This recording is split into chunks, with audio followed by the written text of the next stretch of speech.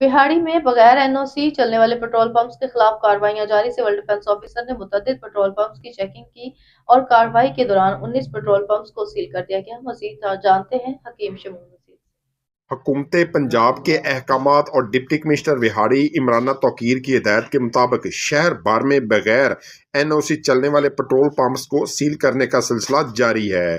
Civil defence officer Mohammad Rayan Waraich ने शहर के मुतअद्दिद पेट्रोल पंप्स का मुआयना किया और बगैर एनओसी के चलने वाले 19 पेट्रोल पंप्स को फौरी तौर पर सील कर दिया गया। डिप्टी कमिश्नर विहाड़ी इमराना तौकीर ने वादा किया कि किसी भी पेट्रोल पंप को बगैर एनओसी के काम करने की इजाज़त नहीं है और पेट्रोल पंप मालकान कानूनी तकाजे पूरे करें। उन्होंने मजीद कहा कि रोजाना की बुनियाद पर पेट्रोल पंप्स की चेकिंग जारी रहेगी और खिलाफ वर्जी करने वाले पंप्स को सील किया जाएगा। वज़ीर-ए-आला पंजाब मरियम नवाज की हिदायत पर ई बिजनेस पंजाब पोर्टल का आगाज कर दिया गया है, जिसके जरिए पेट्रोल पंप मालकान एनओसी के असूल के लिए आसानी से ऑनलाइन दरख्वास्त दे सकते हैं। डिप्टी कमिश्नर ने मजीद कहा कि हुकूमत पंजाब कारोबारी तबके के लिए आसानियां पैदा करने के लिए मुसलसल इक़दाम कर रही है।